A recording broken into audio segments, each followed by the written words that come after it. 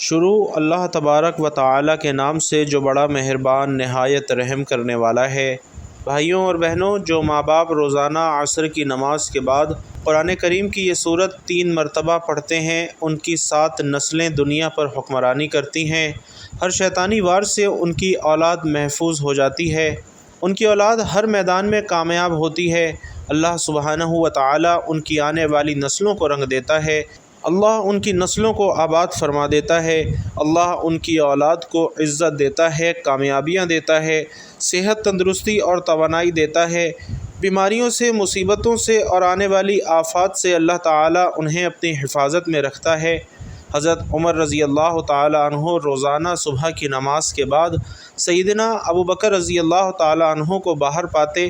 وہ دیکھتے کہ ابوبکر رضی اللہ تعالیٰ عنہ نماز کی ادائیگی کے لیے تو باقاعدگی سے مسجد میں آتے ہیں، مگر جو ہی نماز ختم ہوتی ہے تو وہ چپکے سے مدینہ کے مضافاتی علاقوں میں ایک دیہات کی طرف نکل جاتے ہیں۔ کئی بار ارادہ بھی کیا کہ سبب پوچھ لیں، مگر ایسا نہ کر سکے۔ ایک بار وہ چپکے سے حضرت ابوبکر رضی اللہ تعالیٰ عنہ کے پیچھے چل دیے۔ سیدنا ابوبکر رضی اللہ تعالیٰ عنہ دیہات میں جا کر ایک خیمے کے اندر چلے گئے، اور کافی دیر کے بعد جب وہ باہر واپس نکل کر مدینہ کی طرف لوٹ چکے تو حضرت عمر رضی اللہ تعالیٰ عنہ اس خیمے میں داخل ہوئے۔ بھائیوں اور بہنوں، آگے بڑھنے سے پہلے آپ تمام بہن بھائیوں کو آگاہ کرنا چاہوں گا کہ جن بہن بھائیوں نے درخواست کی تھی کہ ہماری ہفتہ وار مجلس میں خصوصی دعا میں ان کا نام لے کر خاص دعا کی جائے، الحمدللہ ان تمام بہن بھائیوں کے لیے خصوصی نام لے کر دعا کر دی گئی ہے۔ مزید جو بھائی بہن چاہتے ہیں کہ ان کے لیے خصوصی اجتماعی دعا میں نام لے کر دعا کی جائے،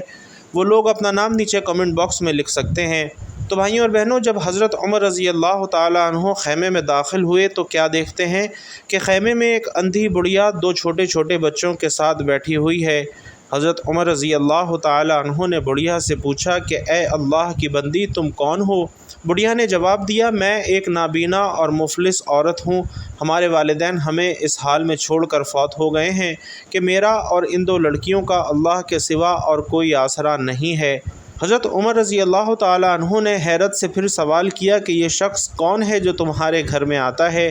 بوڑھی عورت، جو کہ حضرت ابوبکر رضی اللہ تعالیٰ عنہ کی اصلیت سے واقف نہ تھی، اس نے کہا کہ میں اس شخص کو تو نہیں جانتی، مگر یہ روزانہ ہمارے گھر میں آ کر جھاڑو دیتا ہے، ہمارے لیے کھانا بناتا ہے اور ہماری بکریوں کا دودھ دھو کر ہمارے لیے لگتا ہے اور چلا جاتا ہے۔ حضرت عمر رضی اللہ تعالیٰ عنہ یہ سن کر رو پڑے اور کہا کہ اے ابوبکر، تو نے اپنے بعد کے آنے والے حکمرانوں کے لیے ایک تھکا دینے والا امتحان کھڑا کر دیا ہے۔ خلیفۃ الثانی حضرت عمر فاروق رضی اللہ تعالیٰ عنہ نے 24 لاکھ مربع میل پر حکومت کی، راتوں کو اٹھ کر پہرا دیتے تھے اور لوگوں کی ضروریات کا خیال رکھتے تھے۔ آپ فرماتے کہ اگر فرات کے کنارے ایک کتا بھی پیاسا مر گیا تو کل قیامت کے دن عمر سے اس کے بارے میں پوچھ گچھ ہوگی۔ ایک دفعہ آپ رضی اللہ تعالیٰ عنہ دربار کا وقت ختم ہونے کے بعد گھر آئے اور گھر میں کسی کام میں مشغول ہو گئے کہ اتنے میں ایک شخص آیا اور کہنے لگا،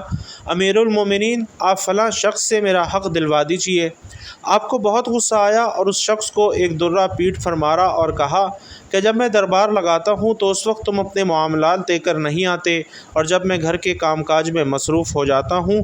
تو تم اپنی ضرورتیں لے کر آ جاتے ہو۔ ناظرین، بعد میں آپ کو اپنی غلطی کا اندازہ ہوا تو بہت پریشان ہوئے اور وہ شخص جسے درہ مارا تھا اسے بلوایا اور اس کے ہاتھ میں درہ دیا اور اپنی پیٹھ آگے کی کہ مجھے درہ مارو، میں نے تمہارے ساتھ زیادتی کی ہے۔ ناظرین، وقت کا بادشاہ، 24 لاکھ مربع میل کا حکمران ایک عام آدمی سے کہہ رہا ہے کہ میں نے تمہارے ساتھ زیادتی کی ہے اور مجھے ویسی ہی سزا دو۔ اس شخص نے کہا کہ میں نے آپ کو معاف کر دیا۔ آپ رضی اللہ تعالیٰ عنہ نے کہا، نہیں، کل قیامت کو مجھے اس کا جواب دینا پڑے گا، مجھے ایک درہ مارو تاکہ تمہارا بدلہ پورا ہو جائے۔ آپ رضی اللہ تعالیٰ عنہ روتے جاتے تھے اور فرماتے جاتے تھے کہ اے عمر، تو کافر تھا، ظالم تھا، بکریاں چراتا تھا، خدا نے تجھے اسلام کی دولت سے مالا مال کیا، تجھے مسلمانوں کا خلیفہ بنایا اور تو اپنے رب کے احسانوں کو بھول گیا۔ آج ایک آدمی تجھ سے کہتا ہے کہ مجھے میرا حق دلوا دو تو اسے درہ مارتا ہے۔ اے عمر تو کیا سمجھ بیٹھا ہے کہ تم مرے گا نہیں، کل قیامت کے دن تجھے اللہ کو ایک ایک عمل کا حساب دینا پڑے گا۔ حضرت عمر رضی اللہ تعالیٰ عنہ اسی بات کو دہراتے رہے اور بڑی دیر تک روتے رہے۔ اللہ اکبر۔ اللہ تعالیٰ فرماتا ہے کہ اور یاد کرو جب لقمان نے اپنے بیٹے کو نصیحت کرتے ہوئے فرمایا کہ اے میرے بیٹے، کسی کو اللہ کا شریک نہ کرنا،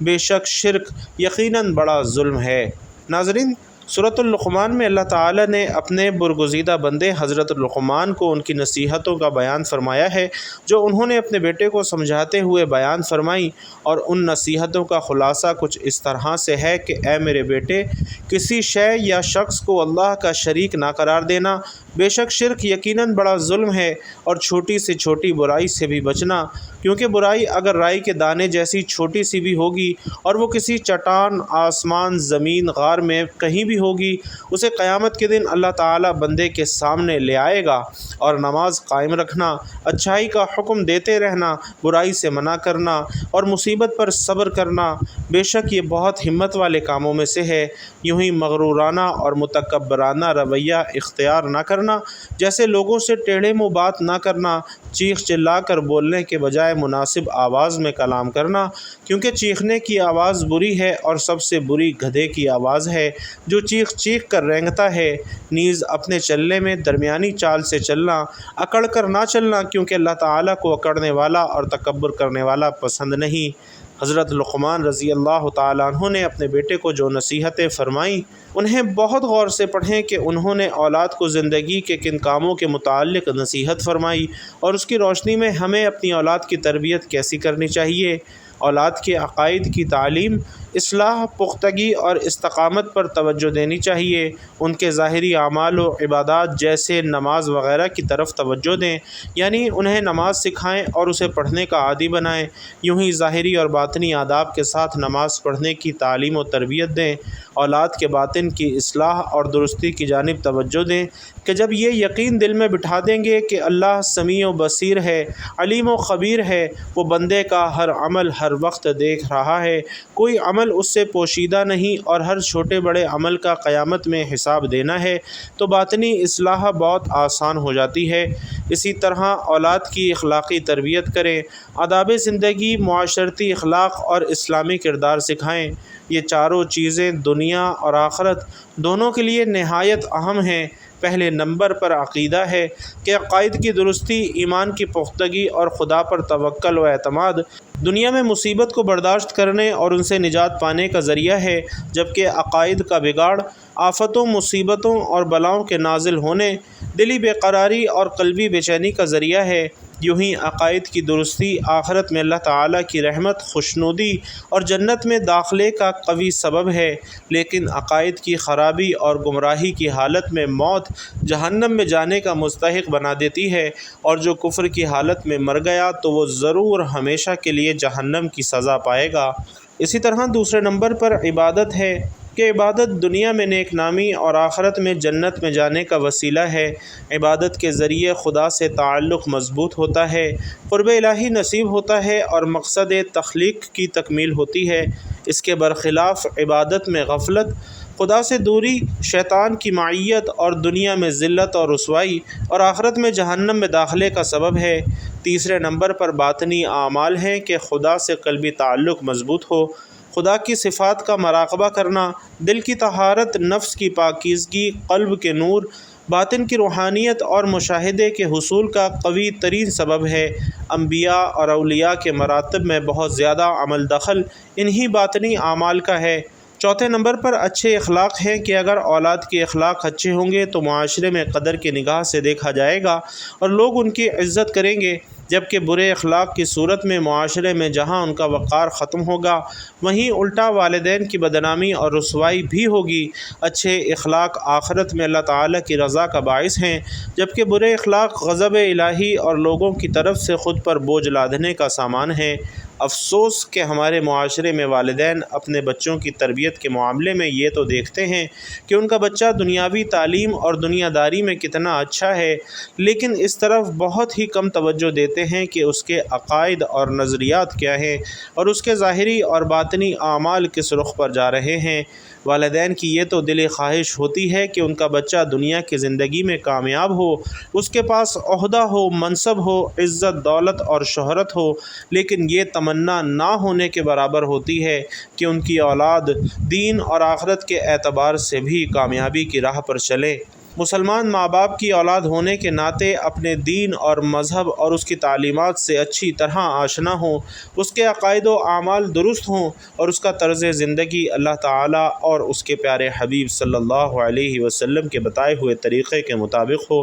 والدین کی یہ آرزو تو ہوتی ہے کہ ان کی اولاد دنیا میں خوب ترقی کرے تاکہ اولاد کے ساتھ ساتھ والدین کی دنیا بھی سنور جائے اور انہیں بھی عیش اور آرام نصیب ہو، لیکن اس طرف توجہ نہیں کرتے کہ ان کی اولاد قبر کی زندگی میں ان کے چین کا باعث بنے اور آخرت میں ان کے لیے شفاعت اور مغفرت کا ذریعہ بنے۔ بچوں کی تربیت کے لیے انہیں اپنا تھکا ہوا اور تھوڑا سا وقت نہیں بلکہ تازہ اور بھرپور وقت دیں، ان کے پاس بیٹھیں، باتیں کریں، ان کی مصروفیات پوچھیں، صحیح عقائد اور اچھے اعمال پر گفتگو کریں، سیرت رسول اللہ صلی اللہ علیہ وسلم اور سوانح صحابہ اور اولیاء کی باتیں سنائیں، کتابیں لا کر دیں، مطالعہ کا شوق پیدا کریں، پڑھے ہوئے کے بارے میں سوالات کریں، ان سے کتاب سنیں، حسن اخلاق اور اچھے کام پر حوصلہ افزائی کریں، بد اخلاقی اور برے کام پر سمجھائیں اور ان کے نقصانات بتلائیں، بچوں کو صحت اور صفائی کی اہمیت سے آگاہ کریں، متوازن اور صحت مند غذا بتائیں، اس کے کھانے کی عادت ڈالیں، صفائی کا معمول بنانے کی تربیت دیں، مفید اور فضول کاموں کا فرق بتائیں، جیسے مطالعہ اور تلاوت و عبادت مفید ہے، یوں ہی سیر، ورزش اور جائز تفریح اچھی چیز ہے، جبکہ موبائل کی بہت زیادہ مشغولیت، انٹرنیٹ کا کثیر استعمال برا ہے۔ محنت، ہمت اور چستی کامیابی کے ذرائع ہیں، جبکہ سستی، کاہلی اور کامچوری زندگی کو ناکام بنا دیتے ہیں۔ الغرض میرے بھائیوں اور بہنوں، اولاد کو وقت اور توجہ دیں گے تو والدین کی زندگی آسان ہوگی اور بچوں کی زندگی بھی کامیاب ہوگی، ورنہ خود بھی دکھی ہوں گے اور اولاد بھی پریشان رہے گی۔ اللہ تبارک و تعالی ہم سب کو اپنی اولاد کی ایسی تعلیم و تربیت کرنے کی توفیق عطا فرمائے جو ان کے لیے دنیا اور آخرت دونوں میں کامیابی کا ذریعہ بنے اور والدین کے لیے سکون اور اخروی نجات کا باعث ہو، آمین یا رب العالمین۔ تو بھائیوں اور بہنوں، قرآن پاک کی ایک سورت کو اپنا روزانہ کا معمول بنا لیجئے کہ اس کے بے پناہ فائدے اور برکات ہیں۔ خاص طور سے اگر آپ یہ چاہتے ہیں کہ آپ خود اور آپ کی اولادیں ہر میدان میں کامیاب اور کامران ہو جائیں، ہر شعبے میں کامیابی حاصل کریں، عزت حاصل کریں، اور اگر آپ یہ چاہتے ہیں کہ آپ کی اولاد لوگوں میں مقبول ہو اور یہ چاہتے ہیں کہ اس دنیا اور آخرت دونوں جہانوں کی کامیابیاں آپ کی اولاد کے مقدر میں لکھ دی جائیں، بے پناہ رزق اور مال و دولت اور اچھے سے اچھے رشتے آپ کی اولاد کے نصیب میں لکھے جائیں، تو ہر روز عصر کی نماز کے بعد یہ ایک سورت لازمی پڑھ لیا کریں۔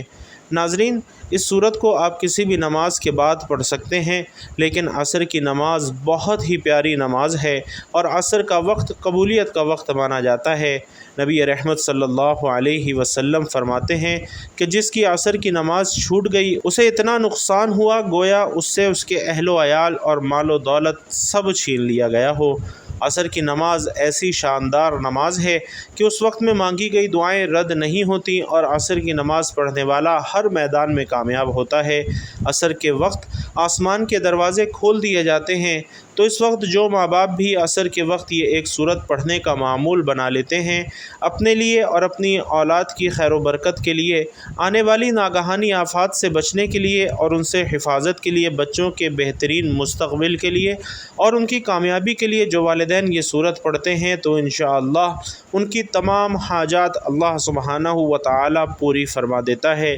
اللہ پاک انہیں زندگی کے ہر میدان میں عزت دیتا ہے۔ یہ سورت اللہ کے نبی صلی اللہ علیہ وسلم کو بے حد پسند تھی اور یہ سورت المزمل ہے۔ جس کے بارے میں مفسرین نے قرآن پاک کی تفسیر میں بہت کچھ بیان فرمایا ہے۔ حضرت عبید بن کعب رضی اللہ تعالیٰ عنہ روایت کرتے ہیں کہ نبی کریم صلی اللہ علیہ وسلم نے فرمایا کہ جو شخص سورۃ المزمل کی تلاوت کرتا ہے تو اللہ سبحانہ و تعالیٰ اس کی دنیا اور آخرت کی تمام پریشانیوں اور مشکلات کو ختم فرما دیتا ہے۔ جو شخص سورۃ المزمل پڑھتا ہے تو اللہ تعالیٰ اس کی نسلوں کو شاد و آباد فرما دیتا ہے۔ سورۃ المزمل قرآن پاک کی وہ سورت ہے جو پڑھنے والے کو غنی کر دیتی ہے، مالدار کر دیتی ہے، اسے سخی بنا دیتی ہے۔ یہ وہ صورت ہے جو نظر بد سے، حسد سے، جادو ٹونے سے، دشمنوں سے، جنات سے اور ہر طرح کے برے اثرات سے اللہ کی پناہ اور اللہ کی حفاظت کا سبب بنتی ہے۔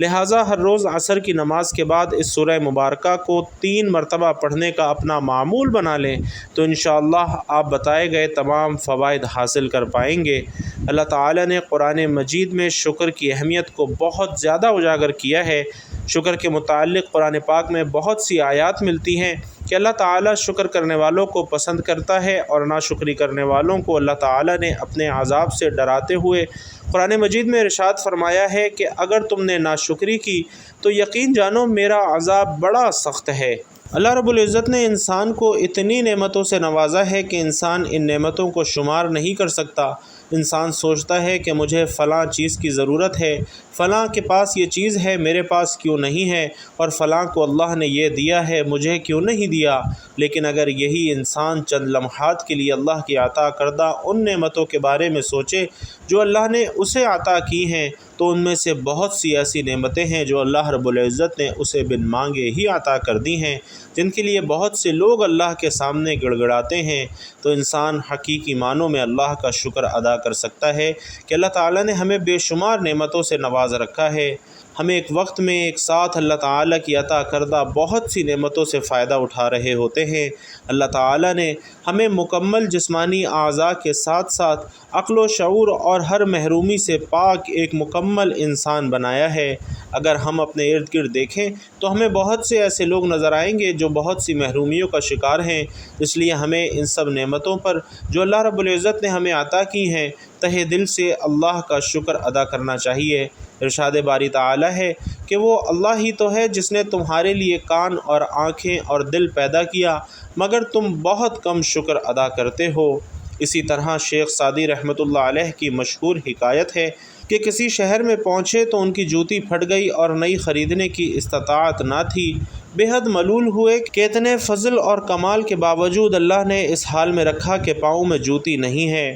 وہ جیسے ہی شہر کی مسجد میں داخل ہوئے تو ان کی نظر ایک ایسے شخص پر پڑی جس کے پاؤں ہی نہیں تھے، اور یہ دیکھتے ہی اللہ رب العزت کے آگے سجدے میں گر گئے اور اللہ کا شکر ادا کیا کہ جوتی نہیں تو کیا، پاؤں تو ہیں، جبکہ اس بیچارے کے تو پاؤں ہی نہیں ہیں۔ اللہ تبارک و تعالیٰ کی سب سے بڑی نعمت یہ ہے کہ اللہ نے ہمیں مسلمان گھرانے میں پیدا کیا ہے، اور صرف یہی نہیں بلکہ خاتم النبیین صلی اللہ علیہ وسلم کا امتی بنایا ہے، جس کا شکر ہم تمام عمر سجدے میں بھی پڑے رہیں پھر بھی ادا نہیں کر سکتے۔ ہمیں اللہ کی نعمتوں کا تذکرہ کرتے رہنا چاہیے، اس طرح بھی ہم اللہ کا شکر ادا کر سکتے ہیں۔ لیکن ہماری ستم ظریفی یہ ہے کہ مصیبتوں کا تذکرہ تو کرتے ہیں لیکن نعمتوں کا ذکر نہیں کرتے۔ ہم اللہ کا شکر کچھ اس طرح بھی ادا کر سکتے ہیں کہ ہم دین کے معاملے میں اپنے سے اوپر والے کو دیکھیں اور دنیاوی لحاظ سے اپنے سے نیچے والے کو دیکھیں۔ نبی کریم صلی اللہ علیہ وسلم کا فرمان عالی شان ہے کہ تم میں سے جو کوئی ایسے آدمی کو دیکھے جو اس سے زیادہ مالدار ہو اور اس سے زیادہ اچھی شکل و صورت کا مالک ہو تو اس کو دیکھ کر اپنی حالت پر ناشکری کرے تو اسے چاہیے کہ وہ شخص اس پر نظر ڈالے جو کہ اس سے کمتر ہو۔ اللہ تعالیٰ نے ہمیں پینے کے لیے صاف پانی دیا ہے، کھانے کے لیے طرح طرح کا اناج اور حلال اور پاکیزہ چیزیں دی ہیں تاکہ ہم اللہ تعالیٰ کی دی ہوئی ان نعمتوں کو کھائیں اور اللہ کا شکر ادا کریں۔ اللہ رب العزت سے دعا ہے کہ ہمیں ہر وقت اپنی نعمتوں کا شکر ادا کرنے والا بنائے۔ تو بھائیوں اور بہنوں، نماز عصر کے بعد اس ایک سورت کو پڑھنا اپنا معمول بنا لیں۔ انشاءاللہ زندگی کے معاملات میں آسانی ہوگی اور آپ کی اولاد زندگی کے ہر میدان میں انشاءاللہ کامیاب اور سرخرو ہوں گے۔ اللہ تبارک و تعالی سے دعا ہے کہ نیکی کی بات ہم سب کو سننے، سمجھنے اور اس پر عمل کرنے کی طاقت اور توفیق مرحمت فرمائے۔ میرا سنانا اور آپ کا سننا اپنی بارگاہ میں قبول و منظور فرمائے، آمین یا رب العالمین۔ ساتھ ہی ساتھ ایک مرتبہ پھر عرض کرتا چلوں کہ جو بہن بھائی یہ چاہتے ہیں کہ ہماری ہفتہ وار محفل کے اختتام پر جو خصوصی اجتماعی دعا کی جاتی ہے اس میں ان کا نام لے کر خصوصی دعا کی جائے، تو وہ بھائی بہن نیچے کمنٹ باکس میں اپنا نام ضرور لکھتے جائیں۔ اللہ تبارک و تعالی آپ سب کا حامی و ناصر ہو، آمین یا رب العالمین۔